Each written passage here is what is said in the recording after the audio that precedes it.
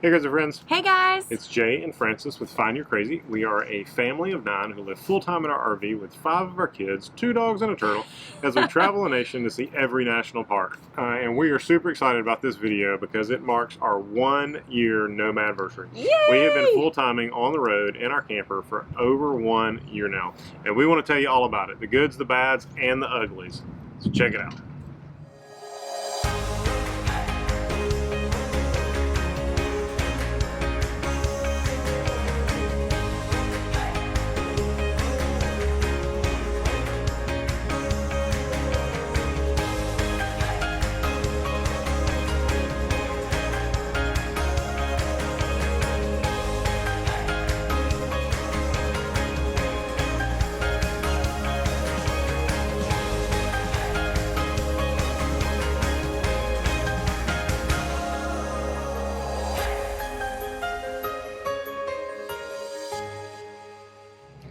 So a lot can change in a year, and being on the road for a year, you learn a lot.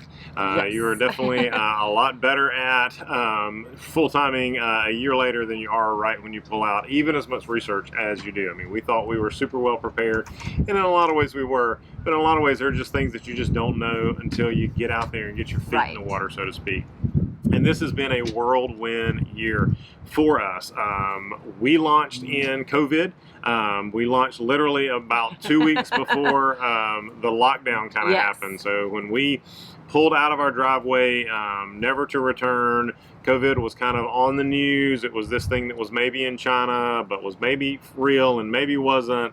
And then within the course of the next 2 weeks, obviously, everything kind of fell apart.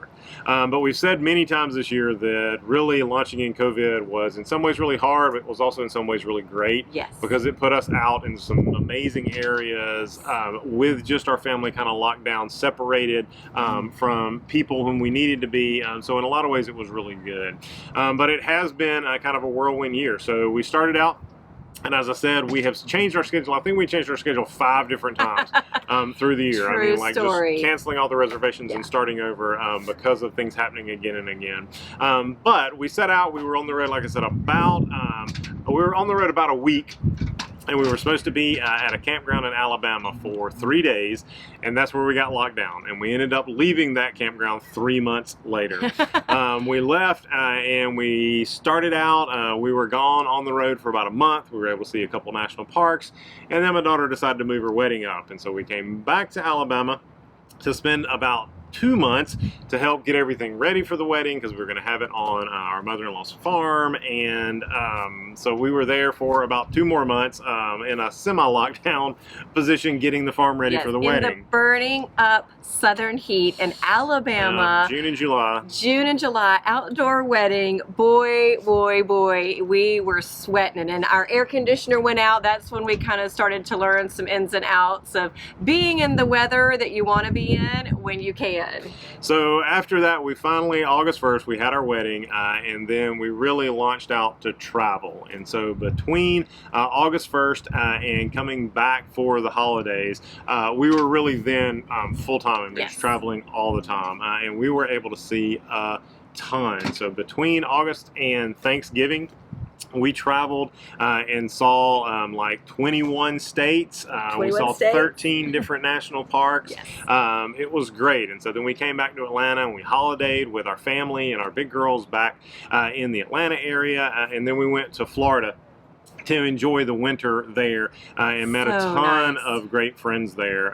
So many people were there kind of full-timers escaping the winter. We got to do our first full-time families rally there. And so we met more people probably in those 2 months than we did the whole other 10 months And we combined. needed that so much. It was such a welcome. One of my friends says in the winter, RVers gather, and in the summer, they scatter. And so we experienced our first gathering because we'd been scattered for months. It was nice to get back back together and just gather with new friends and new connections. And that really helped us because we were really lonely, and it was nice to get those connections, both with our family and friends, but also with new friends we met. Yep. So we did a ton in this year. I mean, as Francis said, we replaced an air conditioner, we replaced a truck, we had 2 flat tires, we had out of gas on the side of the road, we gained a new son-in-law, Yes. We started our daughter in a new college. Yes. All while full-time RVing. And so we want you to check out a little bit of what we saw.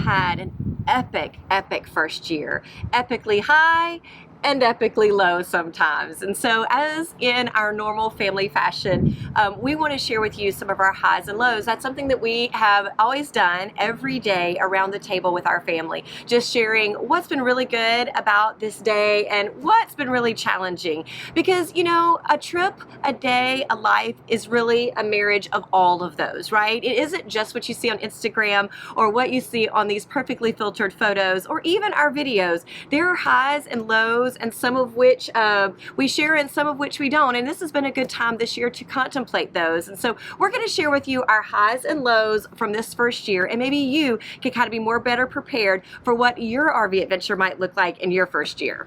So I'll start out and say one of my highs is kind of the obvious, and that was getting to see all of the national parks. I mean, you read about them and you see pictures about them, and you know that they're amazing and that they're diverse, but until you start to lay eyes on them, you just can't imagine. I mean, it's just a picture may be worth 1,000 words, but it would take 1,000,000 words to describe some of these places. I mean, you just can't. There is no picture, no video that can really capture it all without being there. And so one of the highs for me for sure is just getting to see all of the diverse national parks again, and we've only seen like a quarter of them. Yeah, and I would say, kind of to dovetail on that, what I've also loved is, Jay mentioned about the diversity of the parks, but I've loved to see the diversity that our children and our family have been exposed to. Being raised primarily in the South, it's been wonderful to meet people from all over the United States, to meet families from everywhere of all different backgrounds, to be able to learn their stories, but also to see just our children have a diverse worldview of this country and its history and all the different nature that they have seen. So I have loved just to hear their language open up to talking about times where they've been on the Great Sand Dunes or you know, at Little House on the Prairie, and just how that time, and seeing my son's eyes open up as he visits Mount Rushmore and American history just comes to life. Just that diversity, not just in the national parks, but every stop along the way, seeing our children exposed to that diversity has really opened our minds, it's opened our hearts, and it's opened our language and our experiences. So I've really loved that exposure that travel gives to your family. Another high I would say for me has just been the family time, being able to be together all the time, even though sometimes that's hard. It's been really good being there through all of the homeschool moments and all of the hiking moments and all of the travel moments, especially in this year of COVID, being able to be kind of cocooned with all of our littles and our big girls sometimes as well. That has been a definite high and a definite blessing, something to cherish. For sure. And I also have enjoyed that as well. I was home all the time, but it's great to have Jay here and have him a part of our traveling and our journey.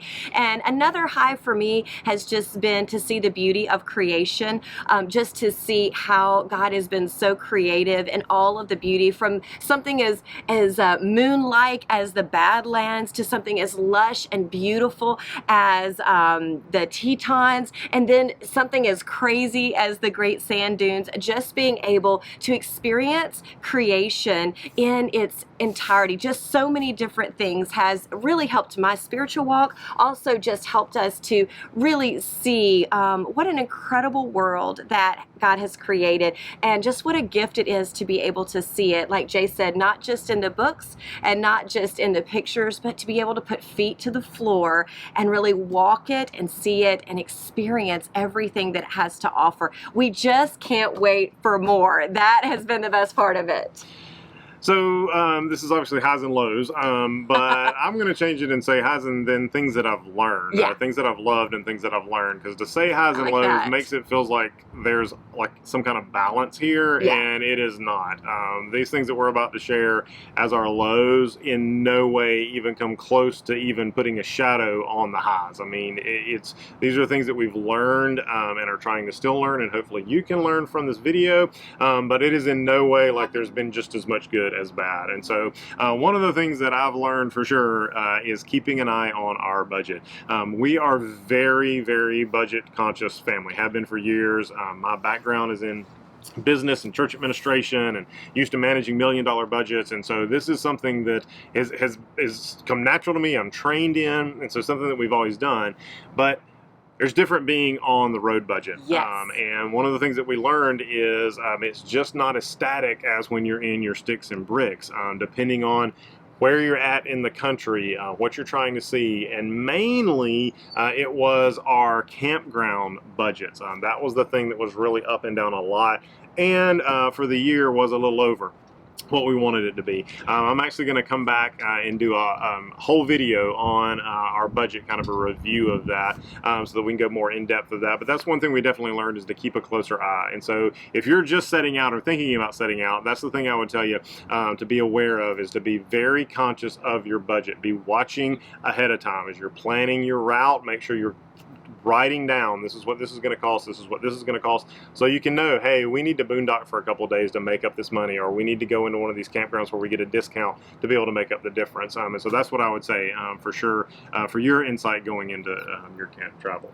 The first thing that I would say that I learned is the importance of community. So when we set on this venture, we were absolutely swamped with community in our local church and our friends, and we had lived in the same place for over a decade. So we were just completely surrounded by community we didn't even know really, not that it existed, but we just didn't even recognize that that would be something we would be without, right? So we just had the mindset that we'll just spend time as a family. It's going to be great. It'll just be us. And I will say, I just short-sighted the importance of community, of just being able to be with like-minded people, but also just to experience. We had our church family. We had our friendships that were deep, deep, deep friendships. And to step away from that was great to spend time as a family, but we all miss, from introverts and extroverts, we all miss the sense of community. So I would say what I have learned is the importance of making sure you're connected in some way, even if it's to full-time families, if it's in a rally, if it's just making sure that you join Thousand Trails, which is just a hub for families on the road.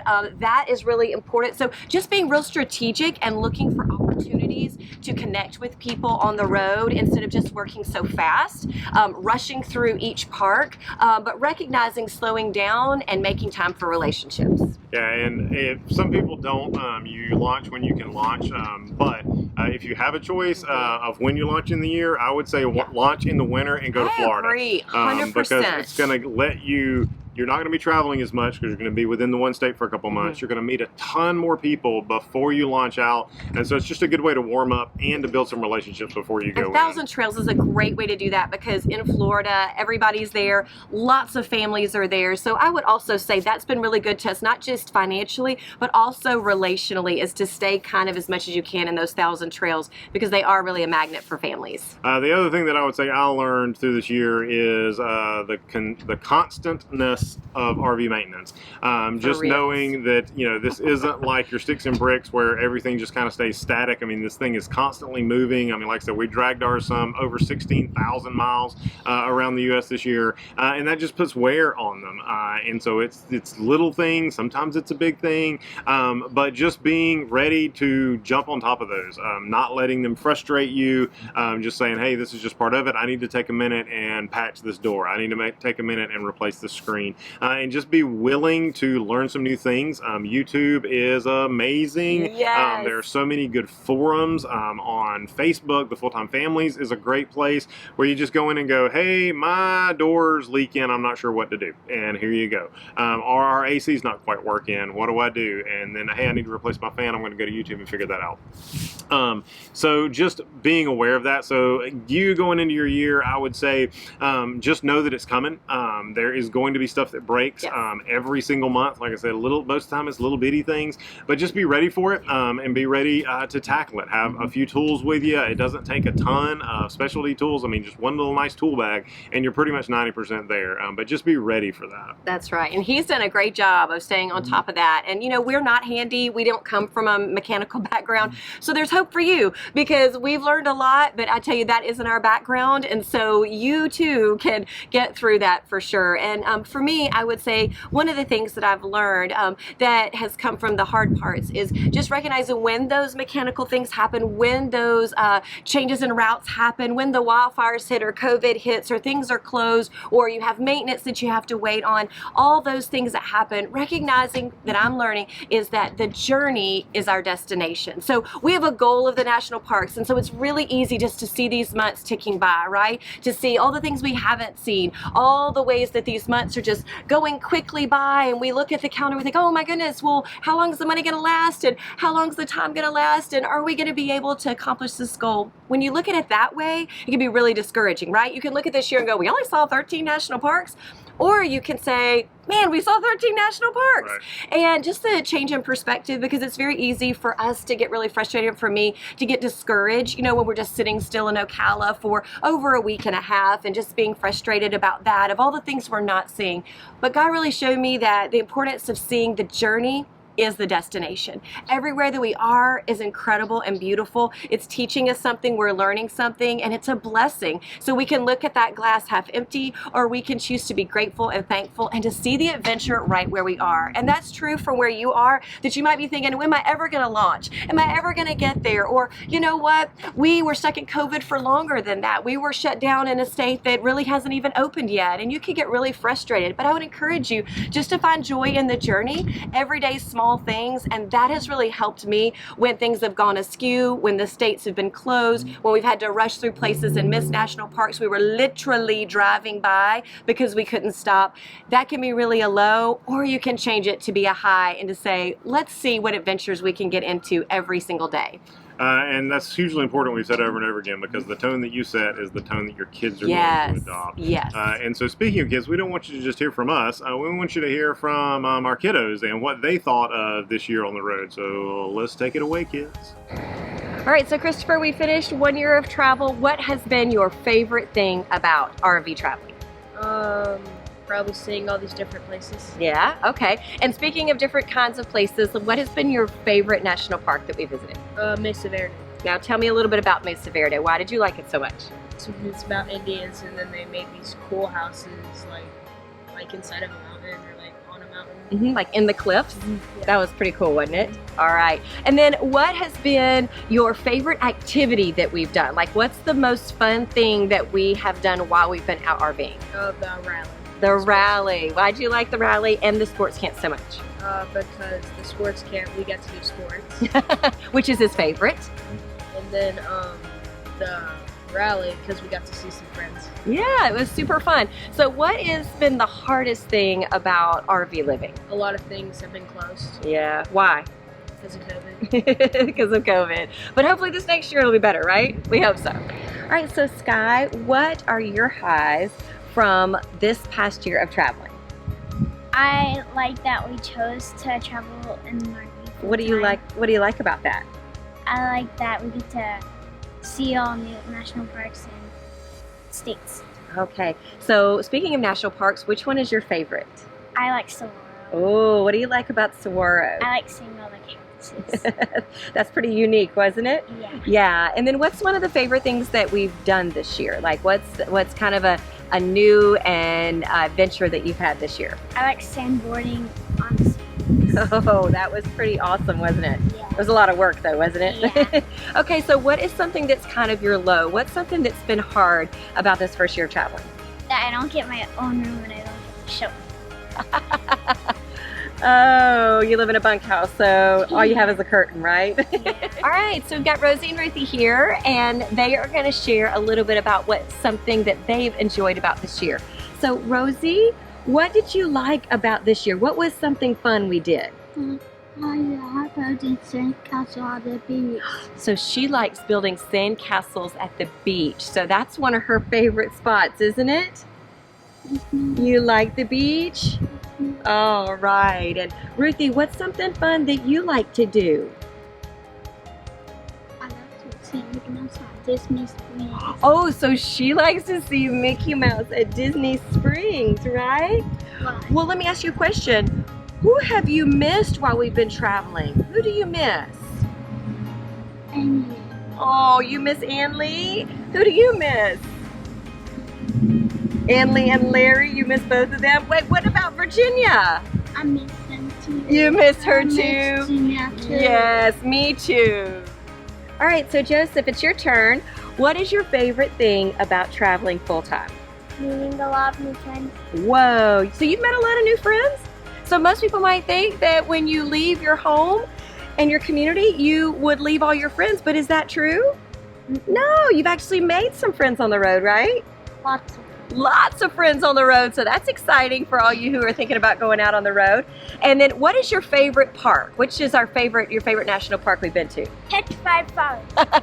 Petrified Forest, you didn't even change for this. This was already. So why did you like Petrified Forest so much? Because you get to see a lot of crystallized wood. Oh wow, crystallized wood. So that was super cool. That was unexpected too. I did not expect any of ours to like the Petrified Forest, but Joe loved it. And so what has been your favorite kind of activity that we've done since we've been on the road? The rally. Ooh, the rally. Why'd you like that so much? Because you get to do a lot of activities.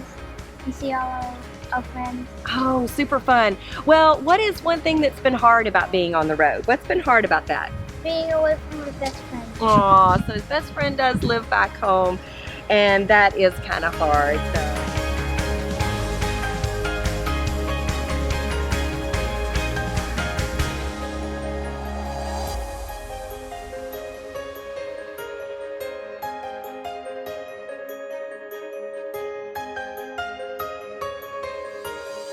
So that's it. That's our 1 year Nomadiversary review video.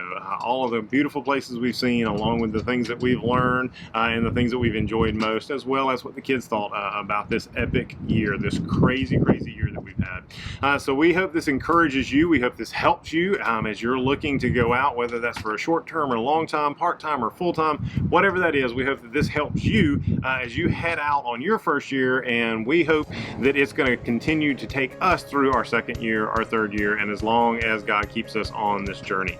So make sure that you subscribe to our channel so that you can check out all of our crazy adventures, as well as all of the national parks that we're yet to see that we're so looking forward to. So until next time, go out and have a crazy time with your crazy family. Bye, y'all. Bye, guys.